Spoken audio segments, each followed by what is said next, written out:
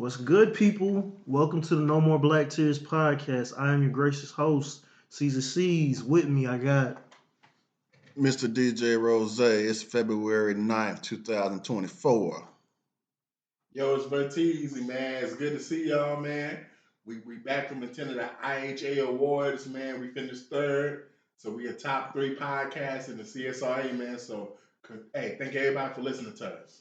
Hey, we didn't win, but we're gonna win, getting bigger and better things. But as we continue Black History Month, just be conscious of that. Shout out to it, celebrate it, learn your history, know your history. But yeah, it's been a week, man. It's another week, man. How y'all been, man? Hey, I've been good, man. Hey, man, like I told y'all, man, each week, man, I wanted to highlight one black person, man, for Black History to show y'all everything we've been doing, man. So this week, I want to highlight Miss Shirley Franklin, the 58th mayor of Atlanta, the first black female mayor of Atlanta, as well as the first black female mayor of any major city in the South. And she was elected in 2002, served, I think, till like 2010. And I want to just highlight that time period to let y'all understand, man, that was the early 2000s and we were still making history, man. So, hey, when So, people tell you racism don't exist, man, it's only so long ago that we were still making records, and even in 2024, we still doing first. was she the one that allowed all the gay folks to come today around that time? Man, with the city's growth, I mean, shit happens. I don't know, man. But I'm gonna give a shout out to man the father of one of the greatest movements, the Liberation Movement, an entrepreneur, a leader. Just look up Jamaican American, immigrated from Jamaica, Marcus Garvey, man. You don't know who that is? Look him up. Do your research. It's a lot that goes in with it. This is the same guy that was in the same circles as Booker T. Washington, W.E.B. Du Bois. So it's a lot of history that goes along with Marcus Garvey. Yeah, everybody talking about history and everywhere else. Let's talk some history in our city. You know what I'm saying? Doggone Springfield Baptist Church. You know what I'm saying? The start of Morehouse. You know what I'm saying? Right here in the AUG. You know what I'm saying? Representing. So it all happened in the week. Yeah, man. So this weekend sports, man. So, C's, man, you sent me something about the NBA refs, man. Explain that to listeners. So basically, it's two things. Basically, the refs will now. Everybody's probably heard of the Emirates or Emirate Airlines. Yes, we're talking about Dubai, one of the biggest, fanciest airlines in the world. They've been sponsoring soccer teams for years. You've seen them somewhere. You've heard of Emirates. Basically, you're now going to be noticing refs having a logo on their jersey. I don't know how to feel about it. It's kind of crazy. It just shows you how much money is in the NBA nowadays. Basically, the refs will now be wearing the Emirates logo along with the NBA logo on their jerseys going into 20 this year, starting this season in the NBA, and then moving on to the G League and also the WNBA next season. This also brings a point of now it's not just the in-season tournament; it's the Emirates in-season tournament. So they basically rebranded it, renamed it, and now you're going to see a whole lot of logos with that everywhere on trophies, jerseys, and courts. So I mean, it's just shows you how much money they have to do a multi-year deal with the NBA. Yeah, man, who cares about all that? Are they going to pay the players more than $500,000? That's all I care about. Shit, they probably played them a fucking meal with all that money. They go have, that's the only thing we want to know. They need to play the players more if they got all this sponsorship now. But who cares about some NBA logos on it? They need to put them on the jerseys too and pay the players more too. But they already getting paid so much money. It's like they can pay them more, but the product ain't getting no better. So it's like, are the reps going to start officiating better? Are the players going to start playing better? Because NBA, it's almost washed up, man. If you watch one of these games, all these people you don't even know, and people scoring so many points that all the good players can score so many points, but everybody else ain't scoring none because they suck. They don't suck. They're the best in their craft, but we need some more fundamentals. We need people to go back to college and play college basketball for 3 or 4 years or 2 or 3 years, get fundamentals, learn how to play the game of basketball because it's not interested as much as it used to be, if you ask me. Yeah, man. I mean, to Rose's point, man. I mean, as far as the logos being on the jerseys, I don't see the big deal because a lot of these teams have logos on the jerseys now, and half of these stadiums and arenas you go to aren't even called basically like Staples Centers no more. For example, that's called the Crypto Center because of basically who's sponsoring them. So, And they I, bought out Staples, so I mean, there we go. yeah, man, but it ain't just them. It's like that around the whole way, man. So, all I want to say is, man, you was talking about a lot of players scoring points. Hey, man, shout out to the LA Lakers giving the great Kobe Bean Bryant a statue, man. Hey, when you talk about putting the ball in the basket, ain't too many players did it better than that. But moving on, hey, the NBA trade deadline has came and went. We seen players like Buddy Hield go to the Sixers, someone like Pat Beverly go to the Bucks, Gordon Hayward, we seen him go to the Thunder. Like we seen teams like the Hawks, they didn't move Dejounte Murray like people thought they would. The Lakers didn't make a single move, and then we even had a team like the Raptors, send Shooter to the Nets, man. So out of all these moves that happened or moves that did not happen at the trade deadline, what caught your eye, C's? And the one that really caught my eye was the Toronto trade. I mean, I feel like that was a good trade on their end. So that's the one that really stuck out to me. Besides that, I didn't really see too many others that really stuck out. Man, none of them trades made anybody a championship contender.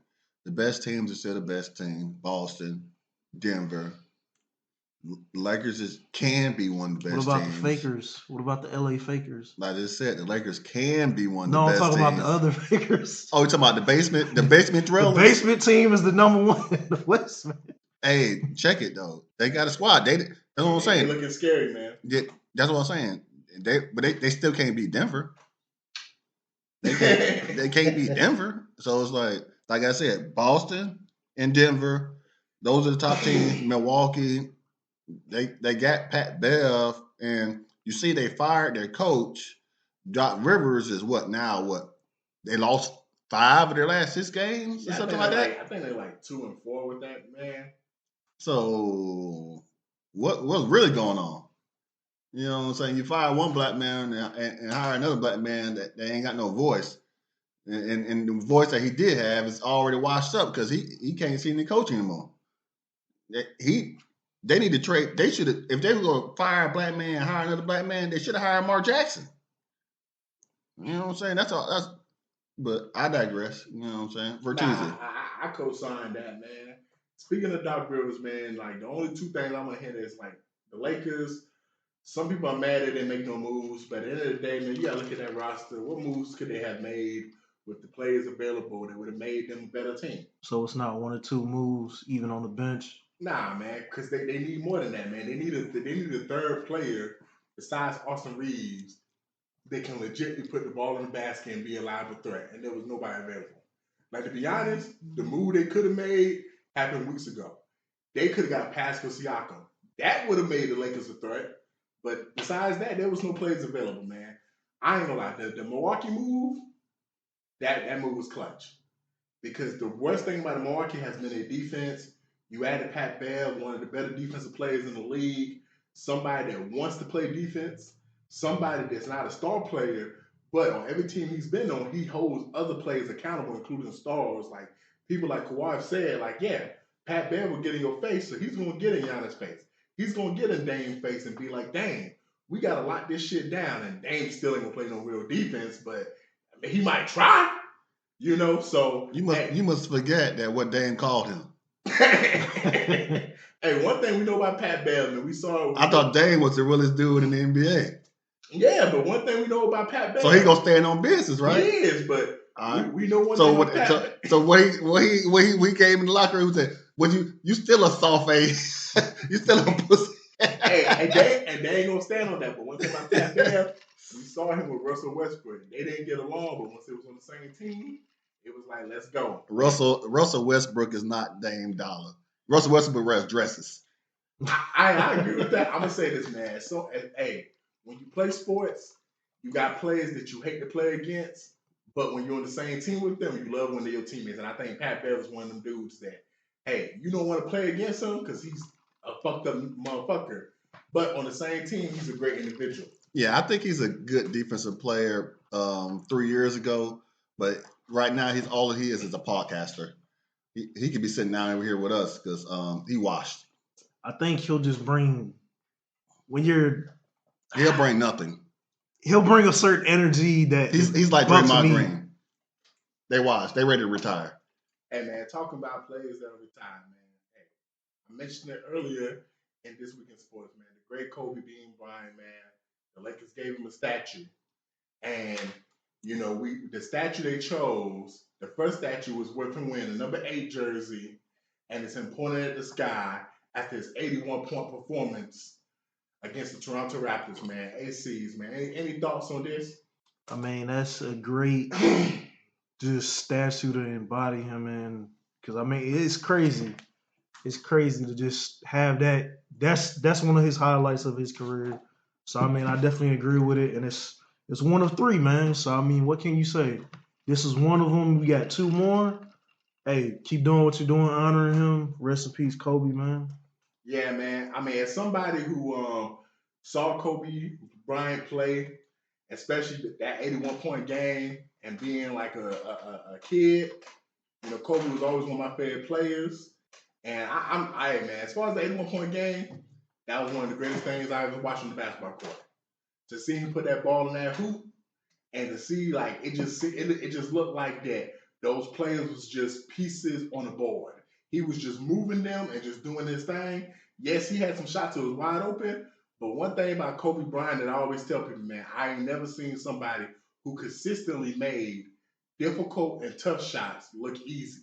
When you talk about somebody doing a turnaround fadeaway with a hand in their face as they fall into the ground, Kobe Bryant's the only player that you really can say when he takes that shot, you believe it with baby fiber in your body, that shit gonna go in. And 9 times out of 10, that shit went in. Yeah, there's one more player that does that. That's Stephen Curry. When he's got that ball, he's doing things that we never seen before. But between him and Kobe, you know what I'm saying, two of my favorite players, you know what I'm saying, I've been watching them for a long time. I can also say that I'm one of the first persons that named their son after them. So, you know what I'm saying? There's a lot of Kobe's after my Kobe, but ain't no Kobe before him, you know what I'm saying? And I also remember I bought before he scored the 81 points, me and all my sons had a pair of them shoes, you know what I'm saying? He had the purple and the white, they was white and purple, but in the stores they were white and red, you know what I'm saying? I had a pair, you know what I'm saying? Me and all my kids, you know what I'm saying? I had a pair since that year, you know what I'm saying? But yeah, I'm one of the biggest Kobe's fans, you know what I'm saying? I became a Kobe fan because I dislike Michael Jordan so much, you know what I'm saying? Because he's always beat up on my teams, you know what I'm saying? The Knicks, you know what I'm saying? Growing up, I was a Knicks fan, you know what I'm saying? He used to beat up on them boys. So I always despised Jordan. And then when Kobe came along, I'm like, dog, he could be better than Michael Jordan. He could be better. He almost caught him. He almost caught him. He got 5 of them things. But you know what I'm saying. But Mike is Mike. You know what I'm saying. It was a different league then. It was a different league when Kobe played, and it's a different league now. Definitely a different league now. So we need these players to start stepping up because man, I've been saying it the last 3 years. Once LeBron and Curry retired, who's going to step up? Who we need some real basketball. And LeBron, he's one of the smartest basketball players in the league, in the world, and in history of the basketball. But still, he's not like a pure like finesse basketball player. He's more of a power basketball player, you know what I'm saying? Downhill, all that sort of thing. But who's gonna bring the torch back? You know, who's gonna light that fire back, man? But I don't know who it's gonna be. I don't see anybody in the league right now because, like I say all the time, the best player in the league is from that boy from Czechoslovakia. Yeah, the best players in the leagues all overseas, man. So going from Kobe Bryant, man, to somebody that guarded Kobe Bryant when he dropped that 81 points, Jalen Rose. Jalen Rose said that, he's looking around and Ed Bieniemy doesn't have a job. And he compared him to Mark Jackson, said, man, I think Ed Bieniemy is the Mark Jackson of the NFL because we all know Mark Jackson what he did with the Warriors. Can coach. And after what he did with the Warriors, for some reason he can't get a job. With Eric Bieniemy, we see what he did with the Chiefs.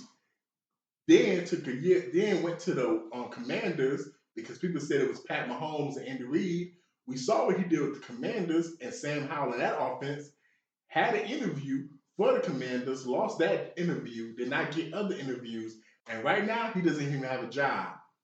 Man, this is just, to me, this is sad, man, because they keep moving the goalposts for NFL head coaches. At one point in time, it was, well, you got to be a coordinator.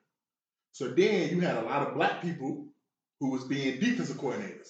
Then it became, well, you know what? We want bright, offensive-minded people. You know, that's why these defensive coordinators ain't getting jobs, because we want bright people on the offensive side of the ball. Well, the problem was you didn't have black people who was being quarterback coaches, because they always wanted quarterback coaches to be offensive coordinators. So then that's when people started letting black people be quarterback coaches. And you started getting offensive coordinators. But then it became, well, you know, we looking for like young people, you know, that's coordinators, and then we looking for this, and you see people like Joe Judge get a job who's a special teams coach, and we start looking like, bro, what the fuck is going on here? Like, we just gonna keep moving the goalposts? Nope. And then Airbnb's got to hear stuff like, well, you don't call the plays. But then you got people like Matt Nagy and whoever that coach is that won a Super Bowl with Philly, but now he in Jacksonville. You know, he coached under Andy Reid, but neither one of them motherfuckers called plays. So now you're mad at, you know, Airbnb because he didn't call plays. And at the end of the day, this just shows why it's so frustrating. And I just want to say real quick, Siege, you sent an article saying the 49ers, teams are getting mad at the 49ers because they keep losing position coaches, because the NFL got a rule where if you lose position coaches that are minorities or whatever, my bad, it was coordinators, like position coordinators, you lose them, you get supplemental draft picks. Well, guess what? I'm proud of the 49ers because they realize, you know what? There's some very smart black people that know football. Why not let them be our OC? Why not let them be our DC? And if they leave, guess what? We got other black people behind them we can put in those roles. Man, y'all stop doing this good old boy system, because at the end of the day, man, a lot of y'all NFL franchises, y'all do the little good boy system where y'all just find white boys that y'all cool with and y'all know y'all get them positions, man. That's why, like I told y'all, like the last episode, I can't even get mad at the Falcons for hiring Raheem Morris. As much as I wanted Bill Belichick, who's talking about the bunny hopper. But y'all ain't know he was a bunny hopper though. As much as I wanted Bill Belichick, who's the GOAT, hey man, I'm just happy my franchise, you know, hired his first ever black coach in history, man. So yeah, the first bunny hopper in history. I mean, hey man, you know, Dr. Umar Johnson talk about that. But hey, Rose, man. Yeah, man. He brought up my boy, one of my favorite people, you know what I'm saying, on TV. He ain't on TV right now, but Jalen Rose. And it's crazy that I'm wearing the sweatshirt that Jalen Rose sent me. He sent me this sweatshirt, you know what I'm saying? Jalen Rose himself, you know what I'm saying? And I'm wearing it right now, you know what I'm saying? And also Phil Jackson mentioned Jalen Rose's name twice on the Kobe speech, you know what I'm saying? And he was also part of the 81-point game from Kobe, you know what I'm saying? We got 81 olives in my cup right now. You know, shout out to Jalen Rose, man. One of the realest brothers I see on TV. You know what I'm saying? I usually didn't like him because he played for the Pacers, and the Pacers used to beat up on my Knicks too back in the day too. But I learned to love him, man. You know what I'm saying? But as far as Eric Bieniemy, man, anything Jalen Rose says, I take it as gold. You know what I'm saying? Because he's smart, he's intelligent, and he's real. You know what I'm saying? He's not one of these fake dudes that try to portray something that's somebody else. Like he's a real one. So anything he says, I take it. You know what I'm saying? And I listen. So he right. And he right. So it's like I don't understand, because Airbnb, he coaches people hard. And right now he doesn't have a job, but I think the Chiefs brought him to the Super Bowl. And he's with them with the Super Bowl, so he's coaching the Chiefs again. I don't know if he's getting paid or whatnot, but he's back in the fold. But it's like I don't understand why he hasn't got a job. Like when he first got with Washington, all the players was complaining. Oh, he coaching us too hard. He making us do this, this, that. Man, y'all young boys some hoes, man. I'm gonna dedicate the hoes of the week to all y'all hoes that complain about Airbnb. Y'all some hoes, man. That's all I got to say. I mean, just looking at the complaints from the league, and just to be specific, it was the league owners that were complaining about this system. So it's like San Francisco's doing what they're supposed to do. It's like we see the potential of all these coaches and coordinators. They have the talent, and it's basically become a trend. It's like you go to the 49ers, you show up, you show out, and then you get a job. What's the complaint about? We talking about the track list goes. The track list goes on, but one of the ones that stuck out to me was Salah. With the tools he's had, Salah was he was good when he was with the 49ers. The Jets fucking suck. We admit that. But Salah as a coach. The first year he did good. Last year he did good. This year he did as much as he could. With the tools he had. And that's what I'm saying. Like, look at the 49ers track record over the last, I could probably say 7, 8 years. The track record is they're doing what they're supposed to do. You see these position of the coaches, offensive coordinators, minority, black, whatever. They're fucking good. They ain't had no black offensive coordinators now. But I mean, coordinators and coaches. They had defense. They're hiring them black defense coordinators because we know black people know defense. But we know how to run. We know how to stop things. But the ones they had, they usually you see what they did in San Francisco, and then you go out. Technically, they did have like a black coordinator with Mike Daniels before he went to Miami. And then you see him, but then you see him where. And then you see, but you see them hire them. That's why I said what I said. But you see them hire them afterwards. It's just like, you poaching, why are the 49ers wrong for getting something out of it? There's like, hey, we do this shit, but at the same time, it's like, we said it last week. We knew when they fucking hired Dan Quinn, enemy was up and out of there. We know he's not going to keep him around. So it's like, you've seen what he was able to do with the washed up Commanders. But they blamed it because they said the numbers show that they were worse this year than they were the year before. But they had Sam Howell as their starting quarterback. And you watch the Washington Commanders football game, he made Sam Howell, he looked good. Yeah, Sam Howell looked great, man. And to be honest, it's not fair to say they look worse when we all know, we talked about this, we all play fantasy. What did the Commanders do the second half of the season? They traded away half their fucking team. On defense, yeah. So if the defense is worse, guess what? The offense got to take more chances to keep you in games, so the offense is going to turn the ball over more. But for those who are listening, if you don't think that Ed Bieniemy is a great coach, you got people like Tyreek Hill, who people consider the best receiver in the league. He literally tells you all the time, I'm not the player I am today without Ed Bieniemy coaching me the way I need to be coached. So it's plenty of players in the league that says they needed Ed Bieniemy. But one thing that you said, Rose, Ed Bieniemy's where? He's at the Super Bowl right now with the Chiefs. He's a two-time Super Bowl champion. So speaking on that, let's move on to this week for the Super Bowl predictions, man. So, Rose, well, I'm going to start with C's first. C's, what is your prediction for this game, as well as give me a score, if possible, and a potential MVP of the game? So it's red. I'm going to actually go against the wave. I probably should say the Chiefs, but I'm actually going to go the opposite. I think the Niners are going to win. The Niners are favored to win. The Niners are going to win. We've seen their flaws. So there's huge potential. We know there's a potential. They could fuck it up. Easily, they can fuck it up. But if they stick to their shit, they've proven that they can actually play. So it's like, I'm going to say 34-28. I always go with the weird numbers, but it's going to be a close one. and it's going to be a play that comes in the third quarter is going to be the one that matters in this one. I think it's going to be the third quarter. Who's the MVP for the 49ers?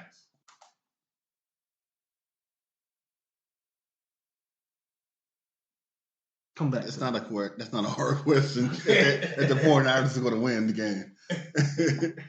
Hey, so man, I will say this. To both y'all point, Rose said the 49ers are favorite. But like you said, you're going against the grain. That's not incorrect. Because even I've never seen a team that's favored to win.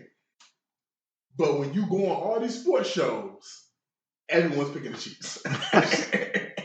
Like everyone's picking the Chiefs. Like to the point where I ain't gonna lie, it got me feeling funny, bro. Like Skip Bayless used to always say, Rob Park used to always say, when everyone goes one way, it just seems like we being set up for some bullshit. And I'm gonna go Chiefs because I just can't see how the 49ers win this game.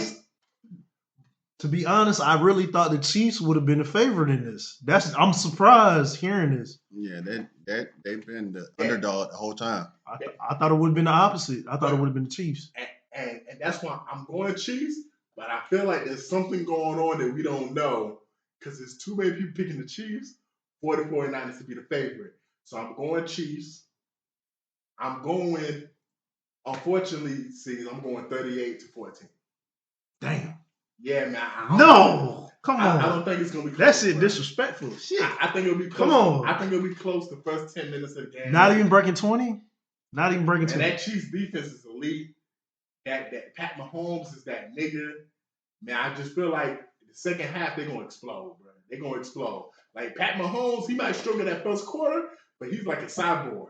Like once he cracked that code to the defense, he gonna know where to go with the ball because look at the Ravens defense. Look how their defense been all year. But them first couple drives, he was slicing through them like a warm knife through butter. Like he was getting out of the field, and I was on the phone with my brother, like, bro, this nigga Pat Mahomes is just going out of the field like it ain't nothing. And the 49ers defense has been horrible. Now, for me personally, it's obvious, bro.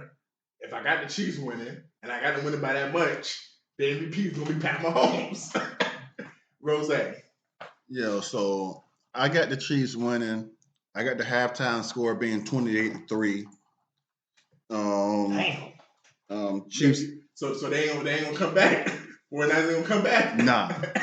The halftime score will be 28-3, Chiefs. And then the final score, they gonna try to come back. And the final score is gonna be 34-28. That's gonna be the final score, 34-28. Yeah. They're gonna let them dream that they can come back, but they can't. Can't. Just like Baltimore did last week, 2 weeks ago. It's gonna be 28-3 at halftime, and it's gonna be 34-28 final score. MVP Travis Kelce. You know what I'm saying? Oh, shit. And he's gonna propose to Taylor Swift after the game. You know what I'm saying?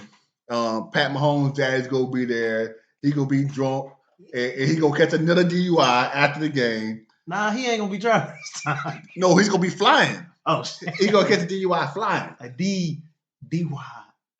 They gonna invent some shit for that. They just gonna invent something because he a black man. Like you a dark skinned black man. Sir, you showed up to the plane black and he the greatest football player ever. Yeah. You could have just invent some shit, nigga. Yeah, they was like, you been bunny hopping for too long.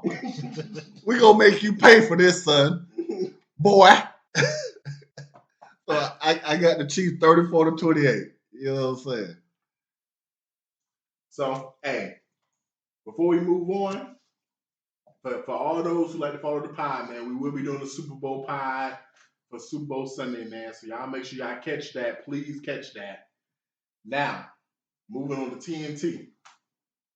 Dynamite. Boom. So, we're going to start off somberly, man. So, there was a fire in Augusta this week, and 2 children lost their lives. Ty'Asia Clifford. We don't need to say their names, but okay. You can if you want to. Well, I want to pay respect to them. Ty'Asia Clifford, okay, you pay respect. 10 years old, and Aubrey Williams, 7 years old. You know, I mean, of course, I got tears, man. It's always tears when something happens close to home, and I just want to acknowledge that hey, this is just a moment for you to love the people near you and make sure that we don't take things for granted. The reports of how the fire started hasn't came out yet, so we don't know how it started. But as always, just be extra careful with everything you do in your house. If you saw that smoke, make sure you put out your cigars, your cigarettes, your blacks, and stuff like that. If you plug stuff in, make sure that the wires is not messed up. Space heaters. If you're someone that cooking, make sure you cut the stove off. We've all had moments where we have to cut the stoves off and stuff like that. So, the point is just make sure whatever you got going in your house, make sure everything's safe, man. So it's always sad that something like this happens, especially close to home. Yeah, I mean it's right after the holidays, man. It's a sad thing.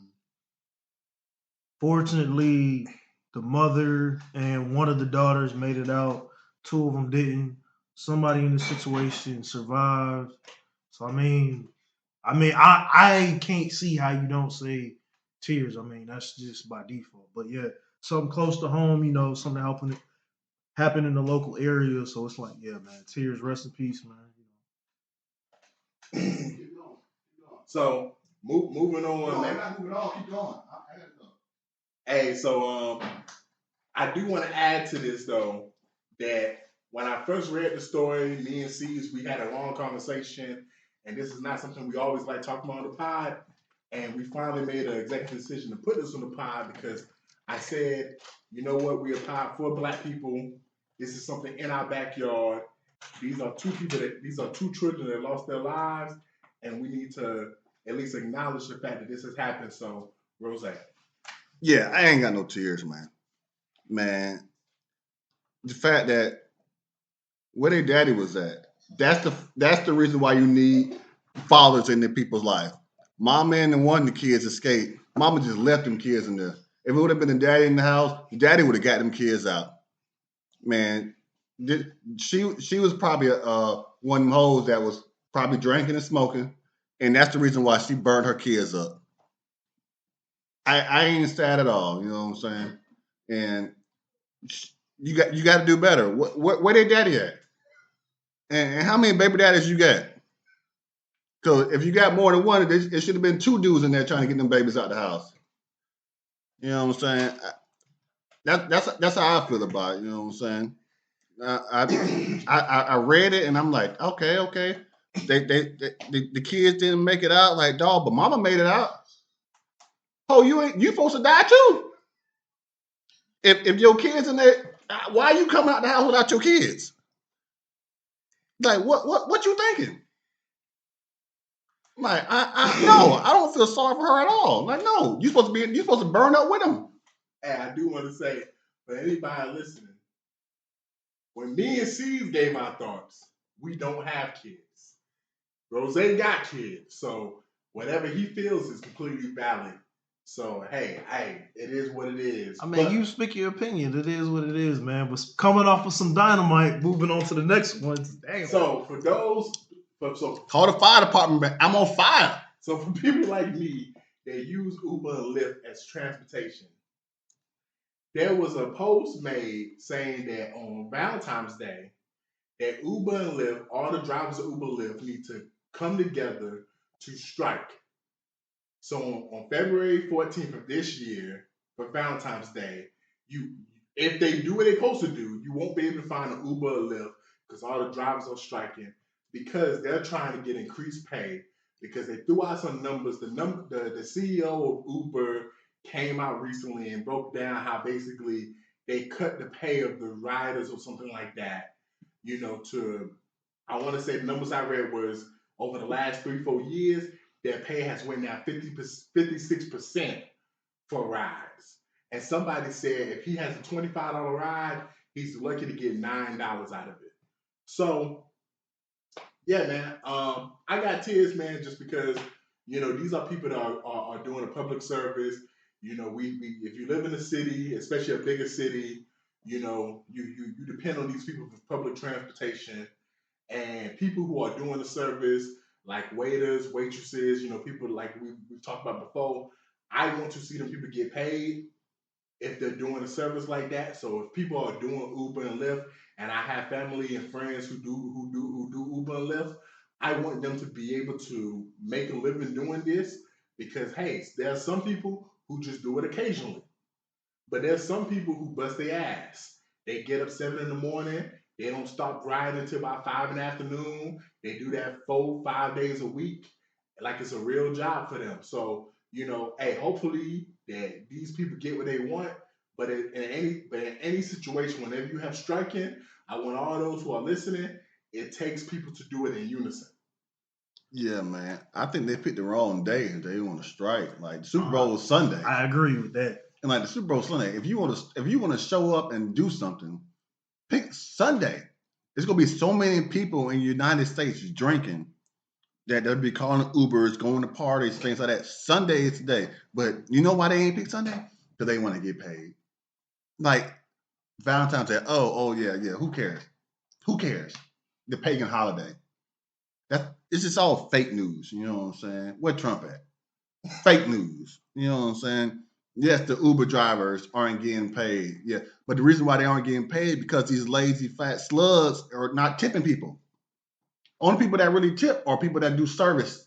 If you do service, like in black men don't even tip like they used to. People that need the money, if you drive Uber, you're putting wear and tear on your car, and you're still not getting paid. And you need gas. And the gas is up. So it's like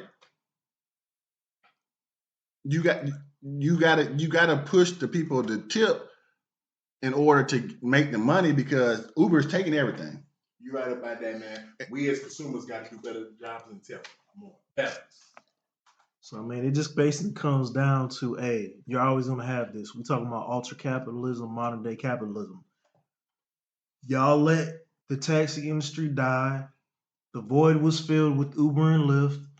You're at the hands of a fucking stock traded company, two stock traded companies. So I mean, it's like it's gonna happen. They're gonna try to cut costs. They're gonna try to up their fees and give the drivers less. So I mean, it's tears for the drivers. Yes, they should be getting paid better and a bigger share of what they do because they're the ones making these companies. But at the same time, from a business standpoint, it's like, hey, I'm providing you with the app. I'm providing you with the clients. It's just like if you were to go out and drive on your own, you wouldn't be able to get these clients. Everybody's like, no, I'm not looking for Mr. Johnny from Aiken or Atlanta to drive me around. Like, nah, I'm gonna just call it Uber, where Uber's basically becomes synonymous with a taxi. When's the last time you took a cab? If you're not in a major city, you haven't taken a cab in years. So it's like you're kind of at the beck and call of the company, and it's kind of like, but hey, do the strike. If it's successful, trust me, they'll pay their fucking share. They're not gonna do the strike, and it's not gonna be successful. My last word on is this. My biggest issue, and I know me and Rose have talked about it privately. If I pay $25 for Uber or Lyft, me as the consumer, I do want a good portion of what I paid to go to the driver, man. It is disheartening when I talk to people that I know that drive Uber or Lyft, and they tell me if I pay $25, they might see $6. Like that's ridiculous, man. Now I want these people to at least see half of that because they're the ones actually doing the work, and that's just really, my last thoughts on it. But I know you sent me something talking about consumerism, capitalism. This for those listening, that does not exclude the black community. Sees, man, break down the slutty vegan situation. Basically, we have the second case of, yes, the infamous Pinky from I love her story, love all that shit. She's a better successful brand with the veganism, slutty vegan. Basically, she has her second court case with her not paying her workers. Basically, they're saying the case is basically her not paying wages to workers. That's simply it. It's like they're claiming she didn't pay wages. They basically were working for free, and It's not really that it was working for free. It's like the house it's like she's Oh, working. taking a certain percentage of the The tips. tips. It's like she was serving Slutty Vegan like it was a strip club. You know what I'm saying? The house get 25% of the tips. At that point, it's not even legal. You're not legally supposed to take nothing off the top. If you're a waiter or a server or a cook, you're not supposed to skim off the top. Like, there's no house fees in a fucking restaurant. So, I mean, this is the second occasion. So, apparently, there's a pattern. It's like, Pinky, pay your fucking workers. That's it. Yeah, and they always hire mostly black people, and also with her. I don't know if they got married yet, but Derek. I remember Derek Hayes. Vert he wanted to talk about him on the podcast. He was like, "Yeah, he's a black CEO and things like this." And I was like, "Derek Hayes, no, he runs Big Dave's Cheesecakes. He calls himself a CEO, but it's his company. You know what I'm saying? It's a restaurant. You know what I'm saying? So we don't hear nothing about that with Big Dave's, but you hear it with Pinky. But we hear it with her. So Big Dave's got to have something to do with something too. So, and that's one of my favorite restaurants in Atlanta. Even though Jackie M's in Augusta is killing them on their cheesesteaks, but I just like to go there because it was a black owned company in Atlanta. So downtown Atlanta, that's where my office is at. So, but Vertiz, man, what you got on? Because I ain't really got none of them because everybody that's vegan, you fake. If you vegan, you fake because you're eating fake stuff. You are what you eat. Hey man, so I just want to say this, man. I know a lot of people, they get tired of hearing support black because they feel like black people, do them just as dirty. Man, to all the black people listening, man, if you're a black entrepreneur, if you're a black person trying to do something, man, hey, do right by your own people, man. Because it's black people out here that are truly like, hey, I know black people that literally will support black stuff just because it's black owned. Like they'll give it a chance just because it's black owned. Facts. And I know some people that are black and will literally tell you to your face, man, I'm not supporting that shit just because it's black. Man, I'm gonna give my man to a white person. And I'm not gonna say no names, but I know those people though. I'm not one of those guys. But like with that being said, man, hey man, if you black, man, and you trying to do something, man, hey man, just like on the pod, man, I ain't finna try to feed y'all no coonery. Like I'm finna just tell y'all straight up how I feel from a black perspective, man, because at the end of the day, man, y'all can't sell out, man. You can't sell your soul.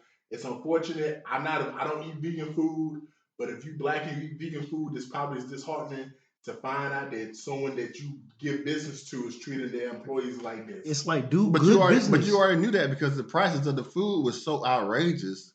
It's like you go there, you can buy 3 combos, you go spend $75. Like I'm paying $20-something for a damn burger. It's good. I admit, Slutty Vegan, fucking good for what it is. But at the same time, it's like it ain't special though. Nah, and it's like you talk about being a black business and this and that.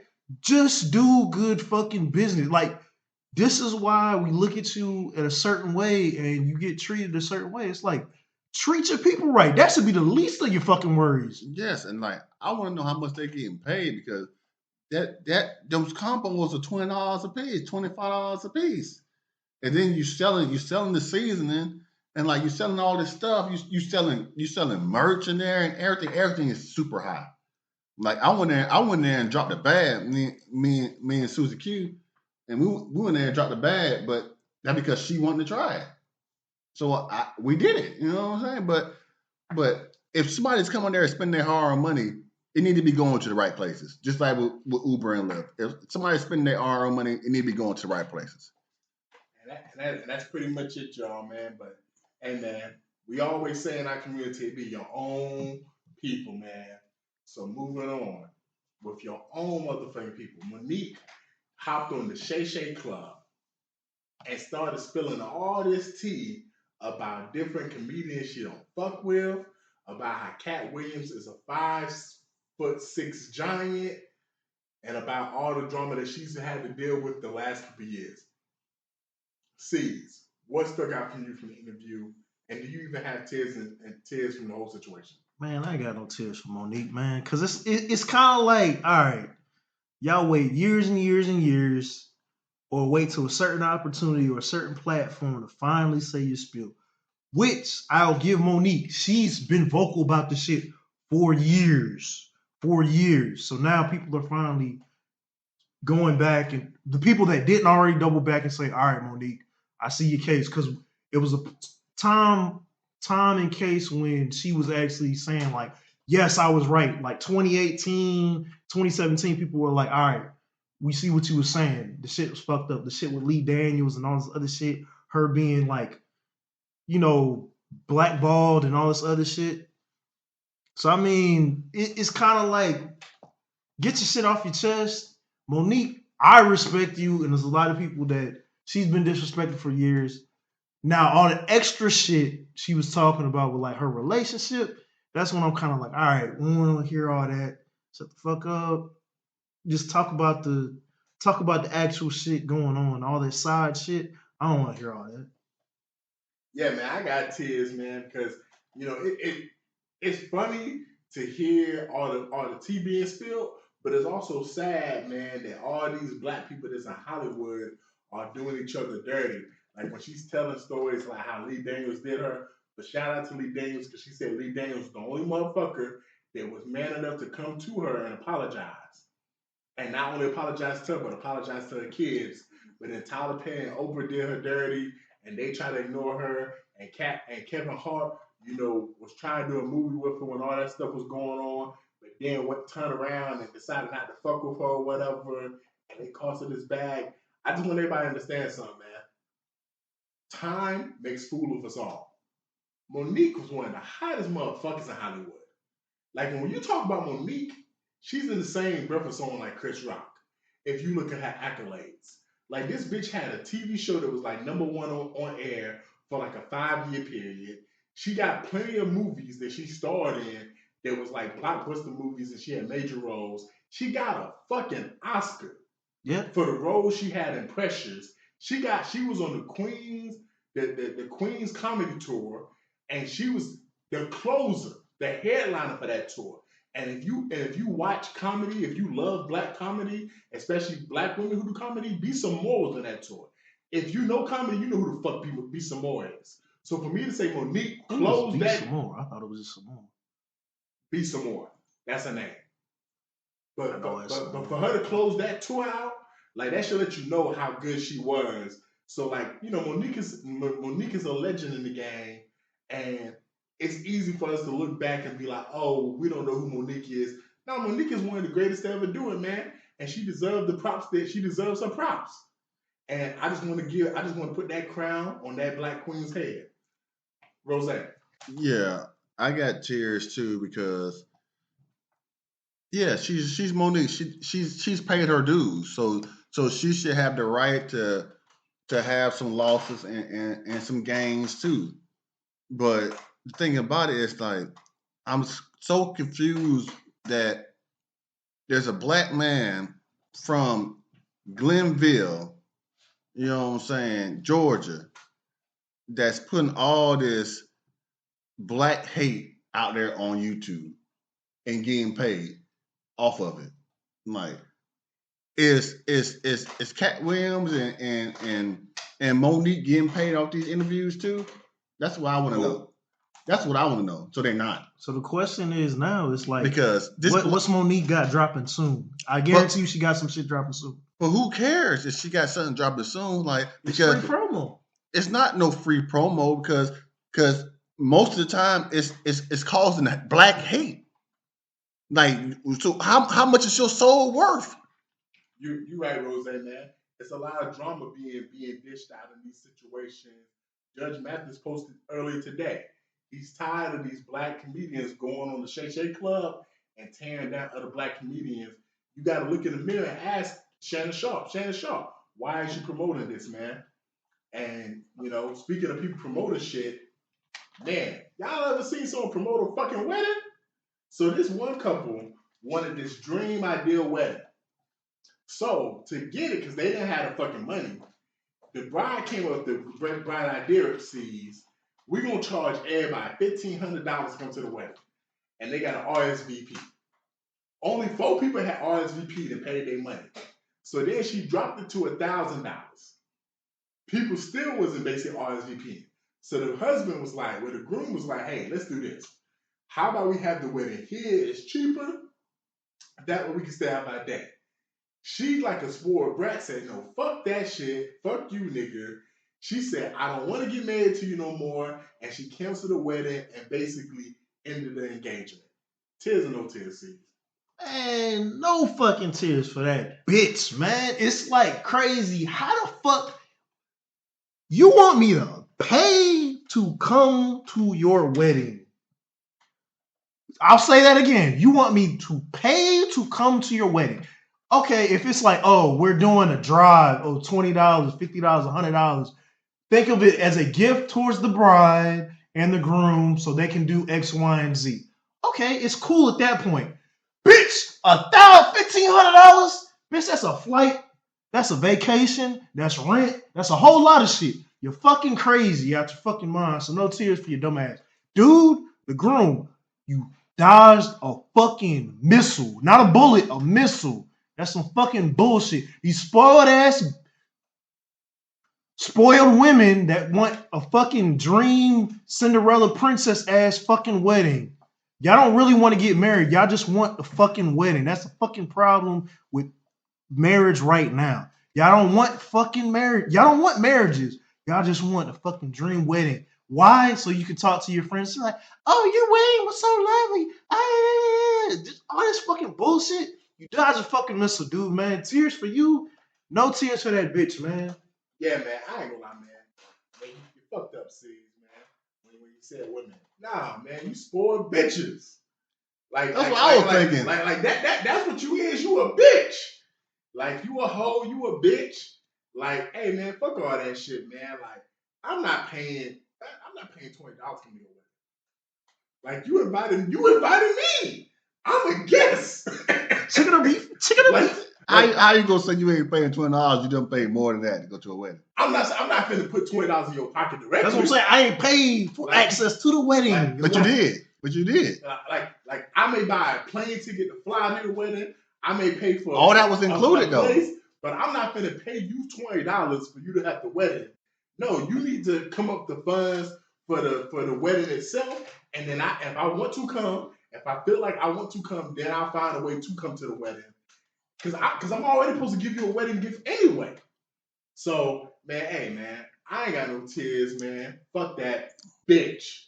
Yeah, I don't have any tears, but what you did, it was a smart move. That's what all these hoes do. They get on online and beg.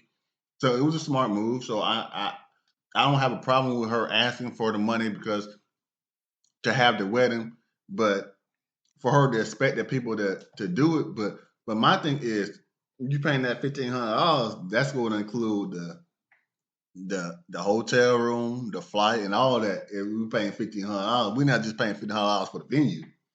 No, we paying $1,500. That's to get there and everything. Include a ride to the airport. It include all that. The airport, the hotel. It include all everything. That. I better not have to worry about. I ain't paying nothing out of pocket. It include all that. $1,500 package. Yeah. Or you can buy this $1,500 package, but you know that bitch didn't do that. You know damn well that bitch did not do that. Yeah, but that's the thing. But we don't know. But if that was the case, then it was a vacation.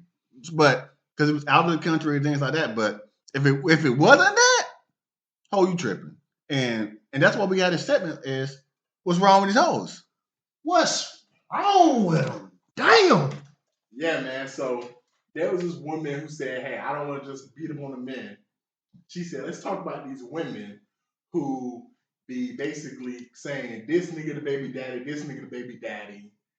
Then when you have these paternity tests, you got to test 4-5 men to find out who the baby daddy is because you don't know who the baby daddy is.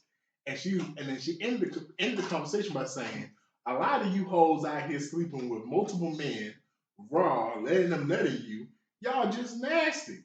Like, C's, Rose, what's wrong with these hoes? Why? It's not.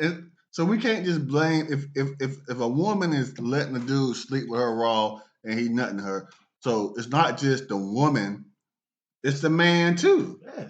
So it's not. So it take two to tango. I'm gonna let y'all speak. Y'all speak. So it's not. So I can't steer on that. But the fact that the main thing it was like a woman letting another man take care of a child that she knows is not his. That's the main thing. As far as the sex of things and all that go, that's out the window. Who cares about all that? Because it take two. You know what I'm saying? It take two. So the fact is, like, you letting another man take care of another child. I mean, take care of your child that you knowingly not his. Now, if you don't know, there's some circumstances that you don't know, but in most circumstances, you know that you slept with 3 guys and maybe 2 out of the 3 didn't wear protection. You wasn't on birth control, so you might not know it specifically, and it could have been in the same week frame. So, but it's like that don't. We can't put that on her because dudes do that all the time. So, but the fact is that you taking this time to say this is this man's stuff. This is this man. It's yours. It's yours. It's yours. It's yours. It's yours. And then take the DNA test to find out it's not his. It's like, what's wrong with you? So it's like you said forget all that, but I'm gonna bring it up to the point. Honestly, I agree with you. I was about to say get out my head real quick, but it does take 2 to tango. So it's like, hey, if you're out here having raw sex, whether you're a man or a woman, you're taking a chance with your life. You saying that one is if you're a man, you're just going out here just having sex raw. It's a dangerous game, not just with diseases, but also with the rest of your life. You're talking about 18 years. You have a baby, mess around, have a baby, 18 years. But babies live longer than 18 years. Plus, 18 years plus. But this is a point me and Vertizi have had side conversations about who has access to the act, sex. Who has access to it? Most of the time, it's women. Women can basically sit there and say, hey. It's not the access, it's the key. It's the key. It's the key. If a woman can scroll on her phone and just say, hey, I want to have sex, it's going to be 20 niggas, 20 people lined up at the door. A man doesn't have that ability. Y'all got the keys to it. So it's like, it comes down to it. Why are you letting multiple men have sex with you raw? What it goes down to, like, why are you doing this? You know the potential. And then it's like, if you know it's 4 potential people, just say you don't know. Don't sit there and say, oh, I think it's this person's, it's yours, it's yours, it's yours. This is the same shit that's coming out to light now. Now we got access to social media and all these other technology tools. Back in the day, it was like, oh, he was fucking around. He had a side bitch. She was fucking around too. She had 3 other people she was fucking around with.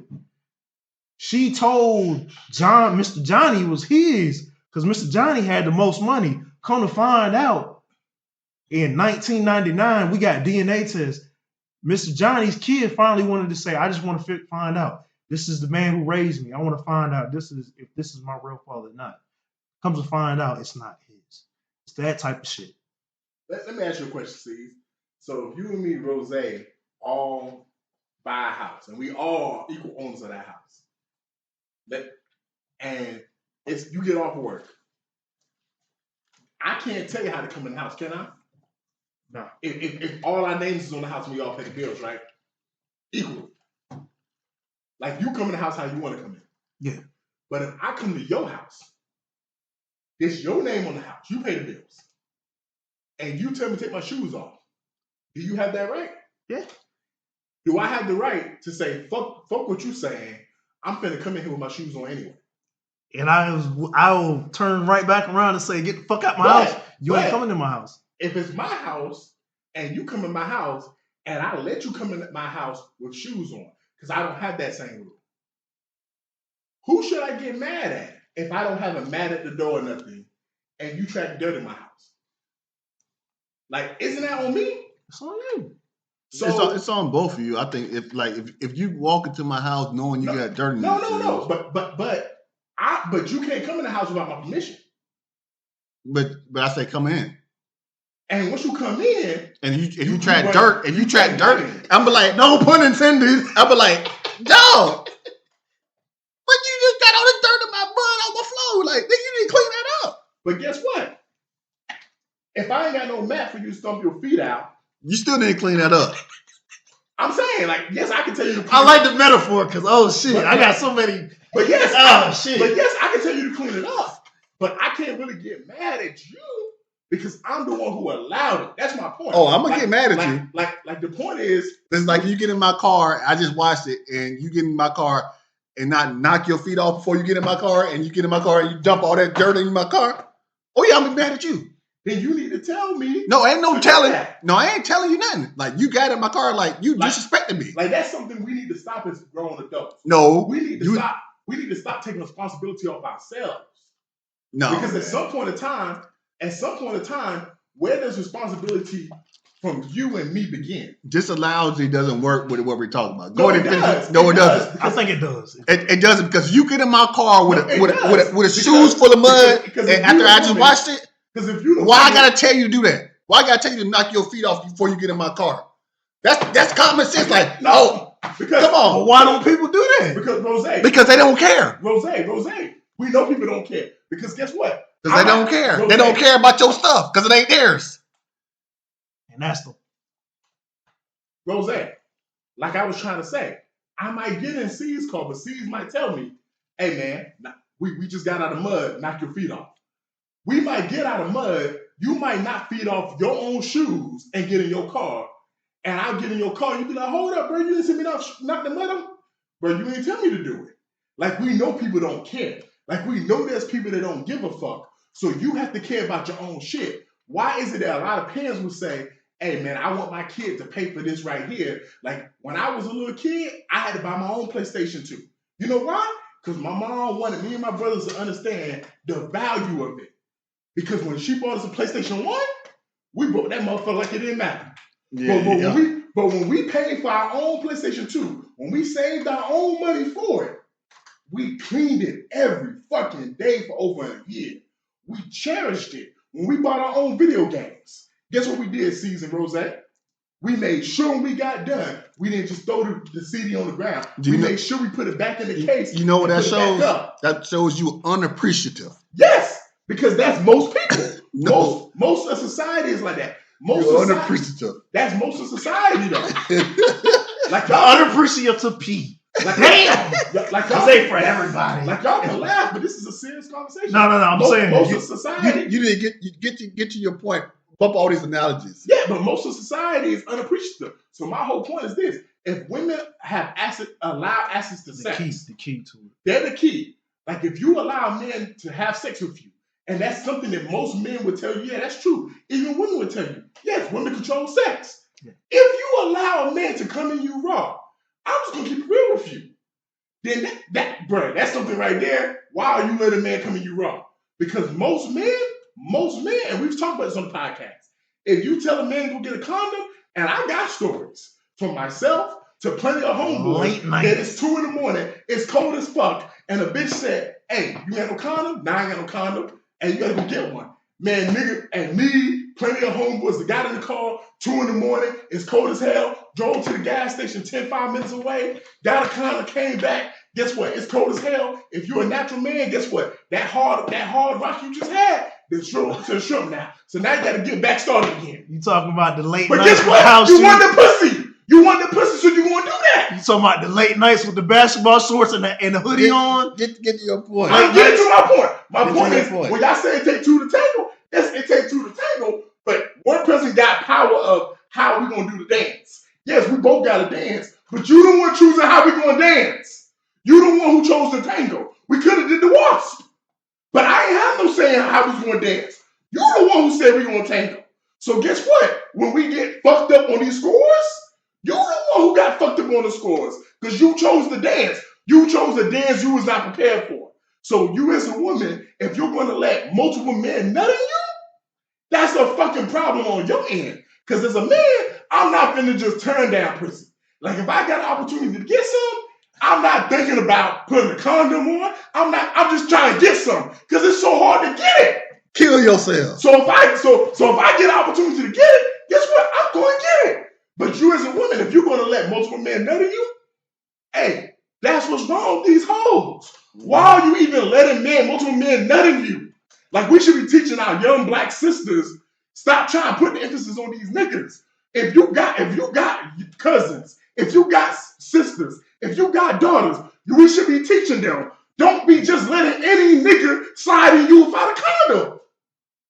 Like, stop, because we need to let them understand. Niggas don't care. Kill yourself. Niggas don't care. If you are teaching your daughter, your sister, your cousins, and you telling them, guess what? Every nigga's like me. They care about what they slide in. You are teaching them to fail. Suicide. You are teaching them to fail. Because guess what? As men, most of these niggas in the street don't give a fuck with the pussy. What's going on with the pussy? Suicide. They just trying to get, yes. Kill yourself. Guess what? Burn, burn. Why, Burn, burn, burn. While he's joking, guess what? There are niggas. I'm not joking. It's dead serious. There are niggas right now that you can literally give them 3 bitches and say one bitch got AIDS. These 2 bitches is clean. We not gonna tell you which bitch is clean and which bitch got AIDS. You gotta fuck, but you gotta fuck one of these bitches wrong. They would say fuck it. They would play Russian roulette. Anybody They doing would, that? yes. There are niggas like that. Yes, there are niggas like that. You know why? Because we do it every fucking day. Anybody doing that? If you say that, there are niggas who fuck prostitutes wrong. Anybody there are niggas who pay prostitutes like $20 to $40 extra to fuck them raw. Like I said, like if you said you had to choose between these 3 girls and one of them definitely has it. You might not do it, Jose. Nobody's doing might that. not do it, but C's. Nobody's just because y'all won't do it. Is there niggas out there would do it? I'm agreeing with you. Yes, there are. No. Guess what? We're not doing that. Hey, that's because you don't talk to a lot of niggas. I know niggas that would do that. Because I know niggas that have fucked bitches who they knew had STDs. Well, you need to. They knew these niggas. They knew these bitches had STDs and still fucked them.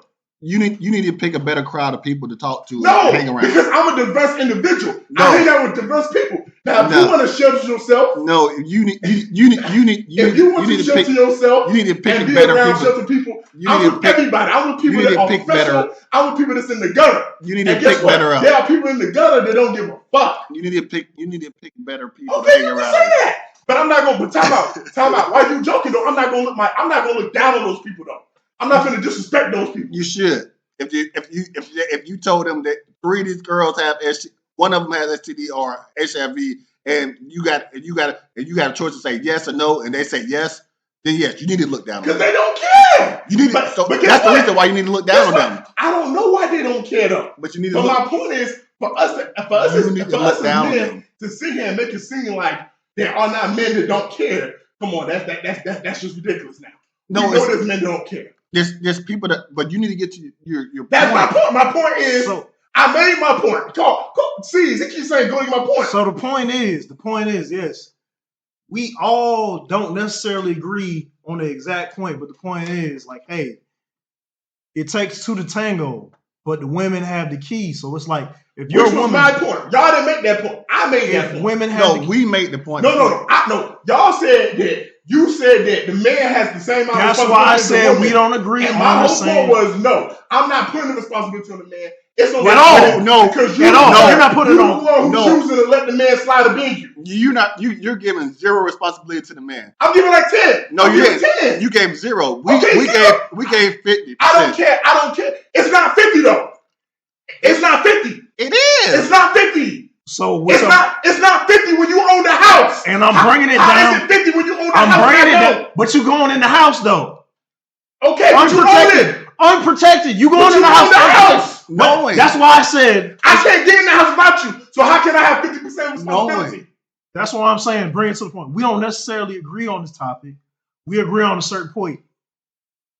Women have the key. That's the point we agree on. Me and Rose agree on the point of, hey, it takes 2 to tango. And I'm 100% on that. Bert, you don't agree on that. But we agree on the point of, hey, the woman has the key. Yeah. You let people come in your house unprotected. Why are you doing that? Why? You know the repercussions of it. So it's like, when we say what's wrong with these hoes, we're not just saying what's wrong with these hoes. We're saying what's wrong with these women. Women, why are you allowing... The same reason why we ask questions, why do these bitches pick fucked up baby daddies? Like, bro, the same way we see these thug ass niggas, these niggas that don't have jobs and shit like that. Nothing wrong. And none of them wrong. Like, bro, that's on these hoes. No, but that's on these hoes. Because you making the choice to let them letting you wrong. And that's the point. That's the one point we agree on. Is I want all the sisters to hear this. I'm not saying you can't have fun. I'm not saying you can't fuck that nigga with dreads that got tattoos that's 6'5". But guess what? Make him wear a condom.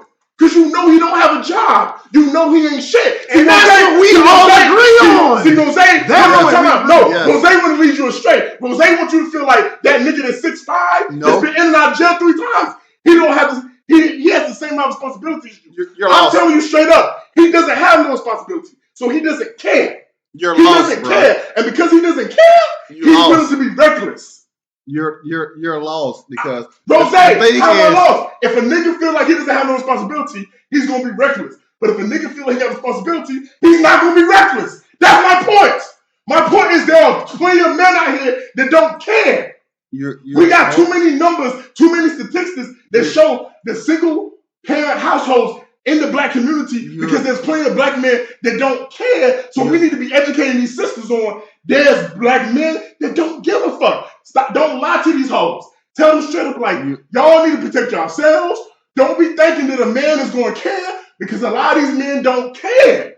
Yes, but what I'm saying you're lost is because we're not talking about we're talking about the women because women can have unprotected sex and say, yeah, I did have unprotected with him, and I don't know. But the fact that what we're talking about was wrong with them, we're talking about the ones that lie and say, oh, I didn't have sex with him. I just had sex with you. The point is, I don't know. The point is she doesn't know. So yes, she lies. No, yes, she lies because she doesn't know. Because she's had unprotected sex with that many niggas she don't know. That's the point. Like if you don't understand that, I don't know what to tell you. That's the point though. The point is you done had sex with 4 niggas unprotectedly to the point you don't know who the baby daddy is. So you just gonna throw a dart and say, is this one on the left? And you just lying. You're lying. And we know you're lying. Exactly what I just said. But the problem is, you shouldn't even be in that position. That's what I'm saying. I'm saying you shouldn't be in that position. What you were saying is, my sisters, I don't care that you're in that position. Just say you don't know. Just say you don't know. I'm not going to tell my sisters that. I'm not going to tell these black sisters that put you in that position. See, Rose want to tell you sisters, it's okay for you to fuck 4 tell the truth. It's okay for you to fuck 4 niggas right now who know who the baby daddy is. If you're at that point, not going to condone if you're at that point, yes. No, you should not get there. You should not get there. But if you're there, tell the truth. I'm saying you shouldn't get there. Rose doesn't even want to address that. No, we're not talking. That's not the point. That's the whole conversation. No, it's not the whole. Why are you even fucking that many niggas raw? So why are you effing so many hoes raw? Because I'm a man. What's the difference? I don't have the same responsibility as this woman has. And holding that, speaking on that conversation, we're talking about holding people accountable. This is one of the hold yourself accountable for this. Who you having sex with, who you're dealing with, being accountable. Jordan Peterson, yes, one of the leading YouTube stars, college philosopher. Jordan Peterson had a conversation about accountability. Break that down. Vertizi, break that down. So basically, Jordan Peterson, now if you on social media, you know, Jordan Peterson, he basically is someone that a lot of people listen to. And a lot of stuff he talks about is like pro men. In this situation, he was basically talking about how, you know, a lot of people think that love is supposed to be blind and love is supposed to be like how mothers give love, where basically, I'm not going to tell you the truth. Like if you're doing something harmful, if you're doing something wrong, I'm going to turn that away. I'm not going to hold you accountable. I'm not going to say this is what you need to do better because I love you. Where in reality, what he really was, and what in reality, what he said love is, I love you so much, I'm willing to tell you, C's, this right here is something you need to change, or this is something you need to stop doing, or this is a problem. Even if it causes conflict between you and me, even if it causes us to have an argument or a disagreement, I love you enough that I'm willing to go through that because I care about you and I don't want to see you go down this path or whatever. And a lot of times we get in situations where, you know, people are afraid to confront people they love. And this is on many avenues. It could be from drug addictions, alcohol addictions, sex addictions, gambling addictions, or it could be to either other stuff like people just not living healthy lifestyles or negative personality traits, whether it's you not being able to hold yourself accountable or you always getting angry or whatever. Like, what you think about this season? So I mean, it's kind of like, so I'm gonna start off from a point of the other person's perspective. It's like, okay, you can't put your same standards on someone else, which is going to be the biggest problem with holding people accountable. You might have your set standards, but they don't necessarily live by your standards. But I do believe in holding people accountable, whether it's like conversation. Like if I have a friend that's like, homeboy, hey, bro, I had two bad things with me last week, da da da. It's like I was in that raw. My boy, you living crazy. That's holding you accountable. I'm like, hey, bro, you know they out here having sex with everybody. Everybody's in it. Hey, you living life. You nasty. You living out here foul, man. Just kind of. I ain't knocking you for having them hoes, but I'm knocking you for like you nutting in them raw and you having raw sex. Like, come on, accountability. Then it's like, all right, another situation is just like, all right, you got a job or you showing up to work drunk. I'm like, hey, bro, I enjoy hanging out with you every weekend and shit, bro. But nigga, you didn't really literally showed up to the job drunk as fuck the last fucking month. What's up? I got it. Like me personally, I'm telling you, like, homeboy, you might want to chill out on that, lighten up. Or it's like, hey, you're doing a certain activity. You always act a certain way when you get around such and such. Chill out, man. Like, I'm just telling you, bro. Like, hey, holding you accountable. But then you might have the backlash of, well, nigga, like that's me, man. That's just me. Da da da da. And I do this and I do that. It's like, nah, that's me calling you out, telling you to your face, holding you accountable. It's like everybody has a responsibility of holding someone else accountable. You might not like being in that position, or you might not like having to do that, but everybody needs it. It's one of them things. It's just like if somebody's doing something that hurts you or hurts themselves or hurts them around them, you gotta let them know. It's like, hey, accountability. Nobody wants to think they're not accountable for the shit they're supposed to take care of. So it's like, it's just one of them harsh realities in a relationship.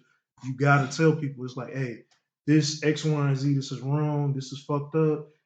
I need you to look at this or pay attention to this and fix it. Be like, hey, this is his behavior, this is that activity. Boom.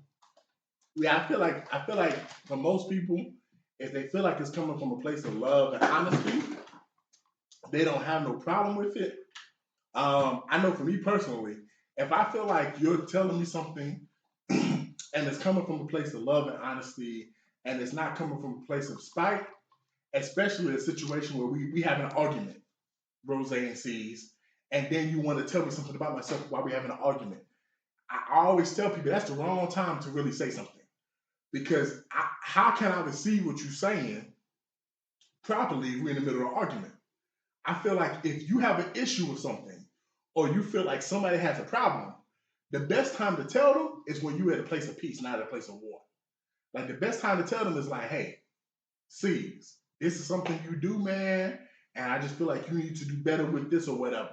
But for me to wait till me and C's is in a full-fledged argument and we in a disagreement, and then for me to say, man, see, this is a problem right here because see, you do this too much or whatever, and now C's gonna feel like I'm attacking him, and I think that's the problem a lot of times is we feel like we want to address stuff when we are in our feelings, and we got to take our feelings out of it. We got to address stuff in its a natural setting. And I'll take it to sports. I'm not going to tell you in the middle of a game, man, bro, what the fuck you got going on, bro?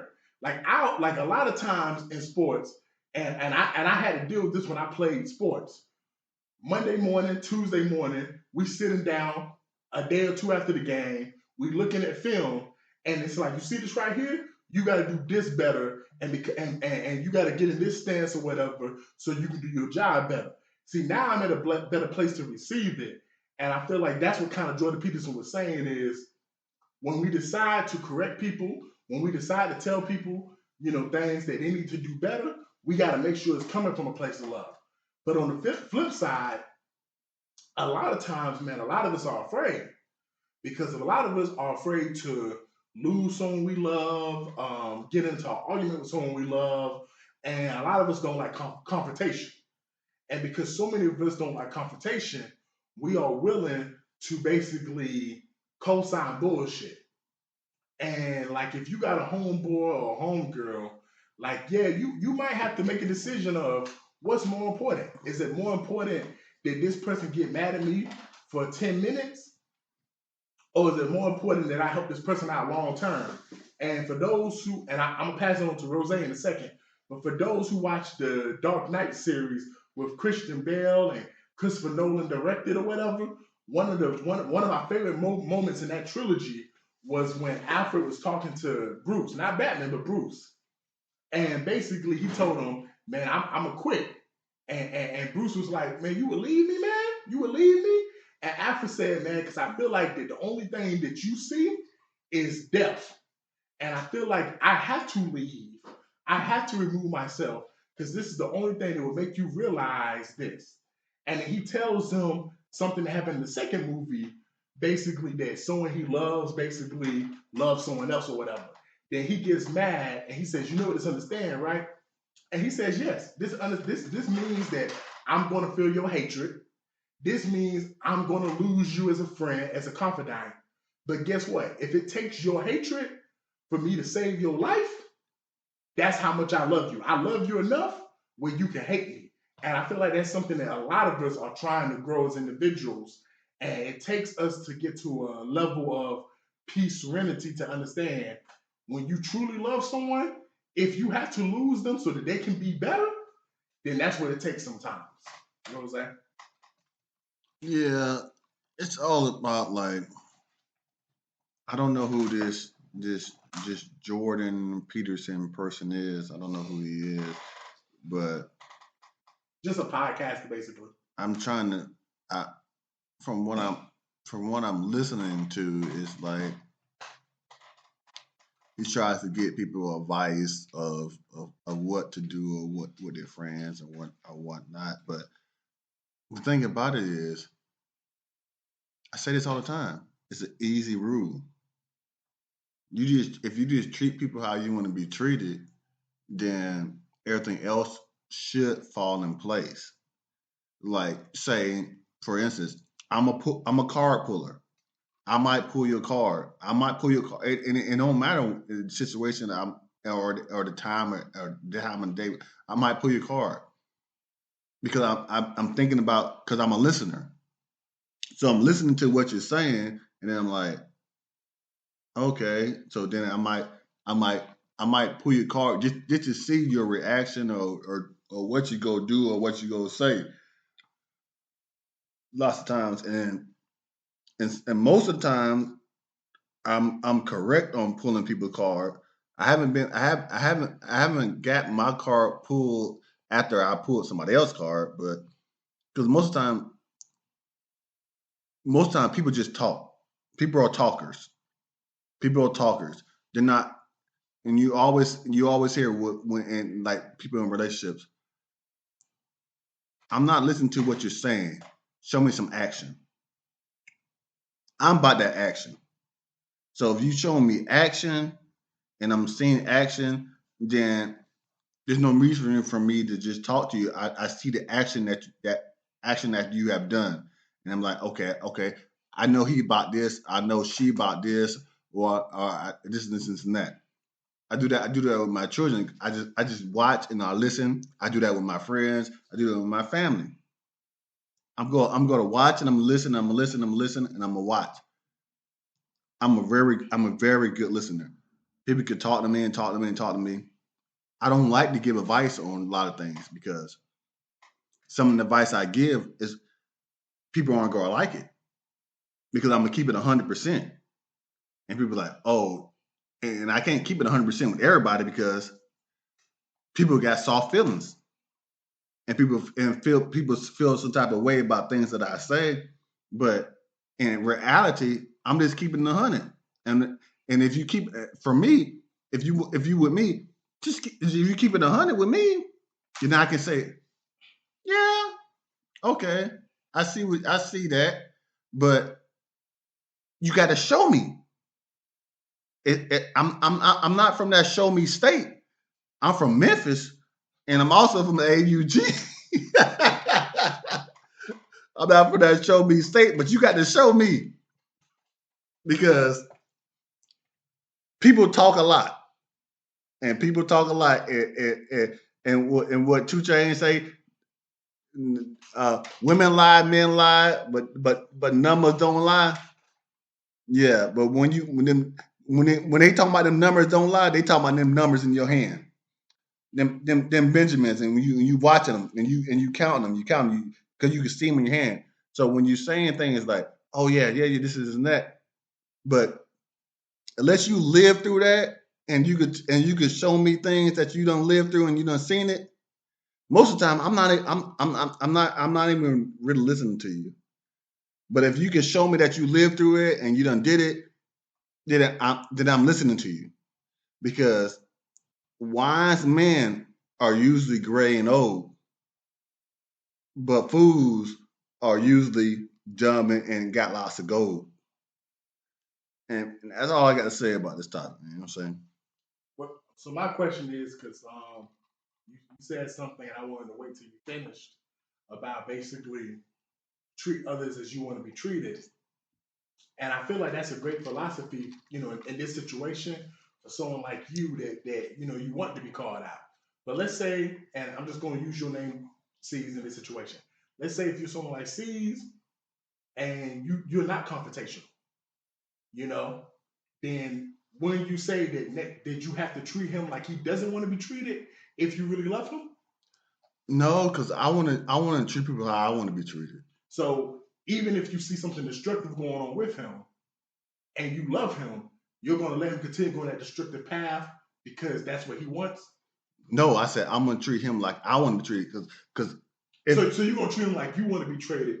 So if I see him, because originally you said treat people like you want to be treated. No, treat people how you want to be treated, like me, like you, like treat people how I want to be treated. Okay, so even if that goes against how someone else want to be treated, I don't care about that. Treated like treat. Okay. I just wanted to clear that up because So what about someone like C's then? So if he's someone that doesn't want to confront people, if he truly loves you, then that means he needs to come outside of himself then. Yeah. To save you. Yes.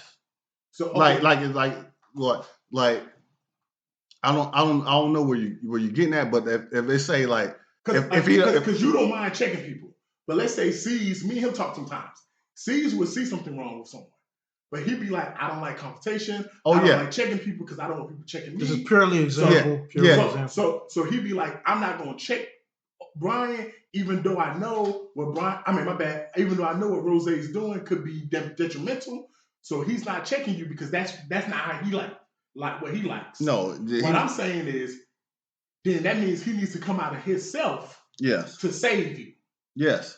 Otherwise, he gotta watch you destroy yourself. Yes. That's a fair take, but I mean, it's kind of like, okay. And that was kind of my point earlier about love is, how much do you love someone? Do you love someone enough to the point where you're watching them destroy themselves? You're willing to lose them to save them? So I mean, it's kind of like, okay, if you can dish it, you got to be able to take it. That's across the board. You're willing to say like, hey, you're a blunt person. Boom. This is da da da da. Can you take it when that same point comes to yourself? Can you, and it's just like, honestly, it's a case by case basis. I can't deal with my homeboy John the same way I deal with Jack, because we got a different relationship. That's just the truth. So it's like, some people I might just be able to pull your card in front of everybody and say, hey, this da da da, you said this last week. Nah, some people like you to pull you to the side and say, hey, this is fucked up, and this is messed up. It's just something I seen. So I mean, yeah, I'll speak for myself, man. and I can't say maybe y'all can co-sign this. I ain't gonna lie, man. I've lost people, man.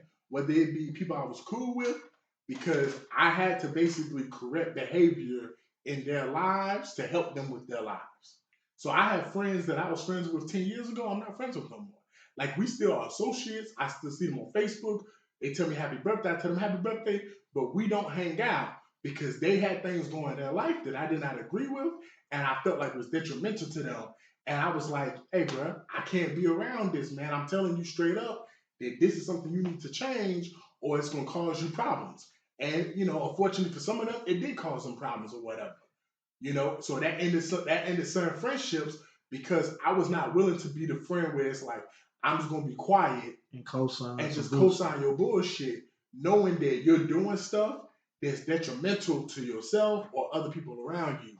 And I ain't gonna lie, that's something that as I get older, I have to realize when I talk to my friends and I talk to my family members, people I care about, man, sometimes you gotta have uncomfortable conversations. Yeah, and that's just life. And I think that's something that we all have.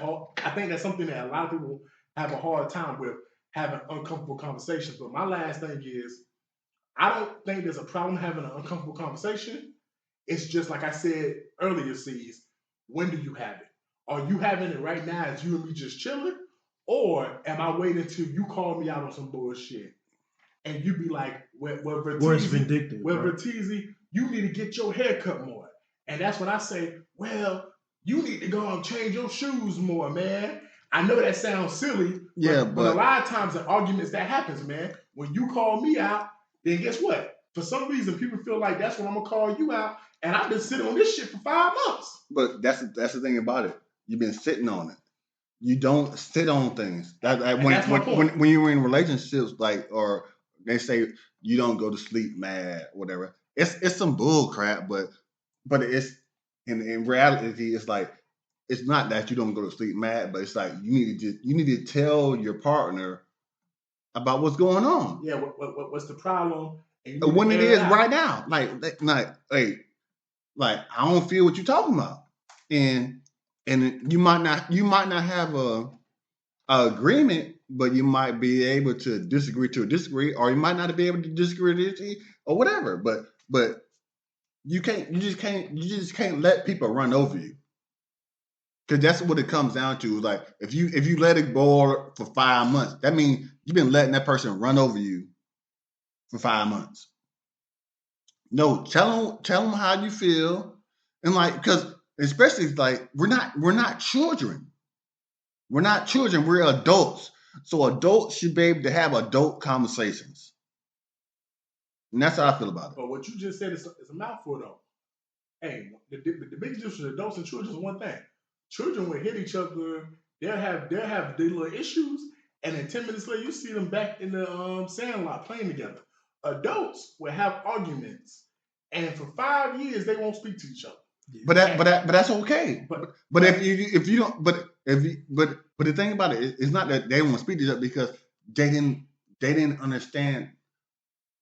They didn't feel what the other person was saying. But that's what I'm saying. I think that's the problem. Is there are people that, and I want to make this clear. This conversation is about love. If you love someone, like let's say you got a brother. If you love your brother, like, do you really want to have a strained relationship with him where you don't talk to him for 3 years? Like sometimes people are like, you know what? I need to say this to my brother, but I need to say this to my children, but I don't want to say this and create a situation where I lose them. No, but it's not about that. It's the fact that you need to say what you need to say, because you can't control anybody. You only can control. You don't need to worry about anything else other than what you control. You can't control. I can't control you. I can't control C's. I can't control anybody. Only person I can control is me. And if I say like I tell you like, hey, such and such. I just tell you how I feel. Like, hey man, I don't like the way you're doing this. I don't like the way you're doing this. Like some of the things you say or some things you do, or like, and then you leave it at that. And if you can't take that, that's on you. That's on them. But the person has to be able to say that stuff to the person and the other person doesn't agree with it, that's okay. But the person that said it, and then you have to. I wholeheartedly agree. I wholeheartedly agree. Agree. I feel like, at the end of the day, man, if you love someone, then you need to be able to speak freely to them if you see something going on. And I just want to say for people that are listening, man, like when people that you trust and love come to you and say something to you, and you don't like it, instead of getting to a position of anger, frustration, or whatever, pause for a second and really try to think about what they're telling you. If this is someone that you trust and love, because if someone that you trust and love is telling you something, they might be trying to really help you out.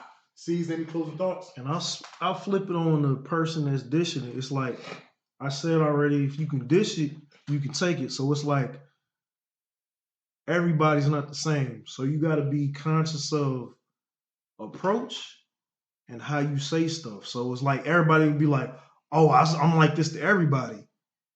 That's kind of when it comes, like, if you're that type of person, that's true. You got to do what you got to do. But if be conscious of and be reflective of how you say it, how you do it, and the time and the position matters. Because it's like, if you're coming at with somebody when they're like, let's say y'all just got into some BS or something, and then like you say, oh, I don't like the way you do. You always do this with your hoes. Nah, nah, nah.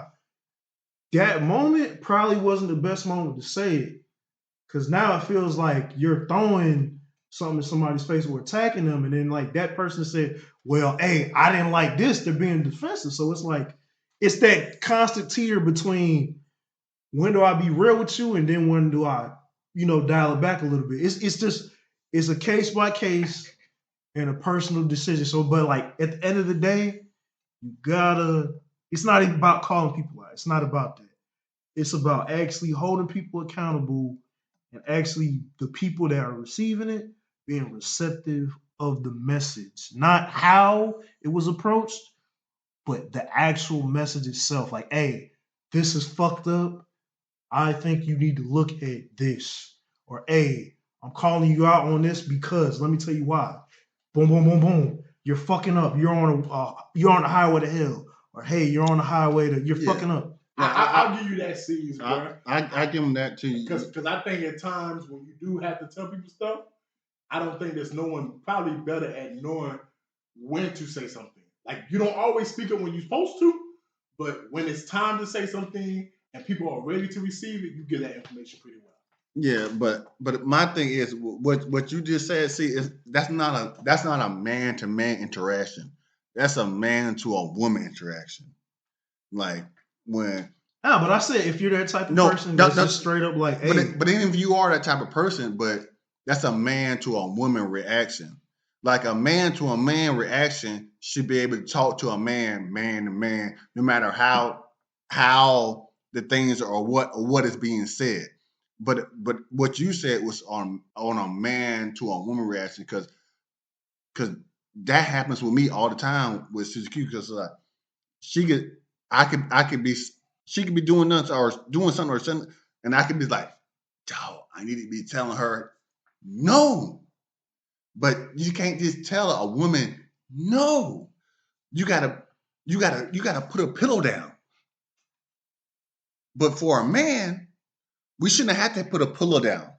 I mean, that's possibly true. I would say this. It's not possibly true. It's like because I don't want to disrespect men. I don't want to disrespect some men. I'm gonna say this right here. I'm the type of man. I play sports. I don't care how something's delivered to me. Is it true? Is it factual? That's all I care. But me and C's had this conversation time. In my friend group, yes, I have certain friends that I can tell them something and it could be factual or true. Yeah, but I can't just say, man, motherfucker, you need to do this. Yeah, but that's the thing. But now, I might have to say sometimes you might have to put a pillow down for a man. And that's all I'm saying. Like, but I mean, it's gonna be the backlash of the bitch. Why?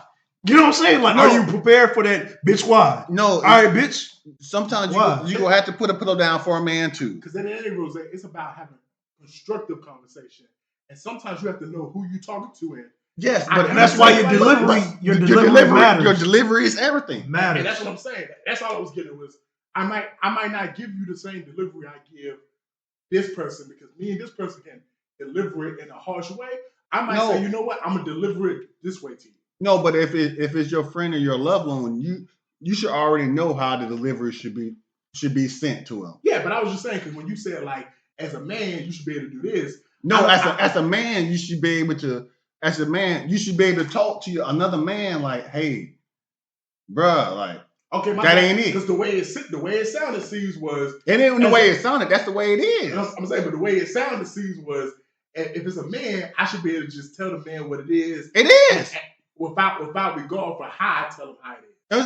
I didn't say without regard. I just say you should be able to tell a man how it's just like straight up. It's like, all right, nigga, you fucking too many bitches wrong. Like, nigga, we trying to get P together, nigga. Like, because as a man, you shit like this. When I say as you lay the pillow down, as far as pillow talk, like when you lay the pillow down, that's your lady. Like you're not talking to a man like you talking to your lady. Yeah, no, I agree, man. To me, I use the pillow analogy as just. No, I use the pillow analogy. No, I'm talking about when you said that when you use the pillow analogy, the way it went in my head was you just talking to them in an easier way. I didn't view it as pillow talking. It's not a ton of words. Not pillow talking, but when you talking to like you gotta lay it soft down to your woman. That's how I used it. But I used it as there are some men that you do have to understand they don't like being yelled at, they don't like being cussed at. I didn't say it. I don't curse. So it's not the same. What I'm saying, Rose, is what you said can be construed to some people listening as, well, since you a man, sees, I should be able to tell you wrong, and just because I yell at you when I'm telling you wrong. I didn't say yell at them. But time out. Stop being defensive. I'm not being defensive. I'm not saying that you said that. But that's what you just said. You said that. No, I said it could be construed that way, right, C's? It can be construed that say, but I didn't say that. I know you didn't say. That's what I said. I'm saying I'm not being defensive that way. I'm not being defensive. You didn't go because you didn't go ahead and break it down. You said your last words. I said my last words, and you kept talking. All I was saying was it could be construed that way. You still talking. So because it could be construed that way, I just wanted to make sure people understood what I meant. And any final thoughts? We already did the final thoughts, but he kept talking. Final thoughts. Yeah. Hey, and it wasn't Airbnb Rakim. Peace. And I'm back quiet.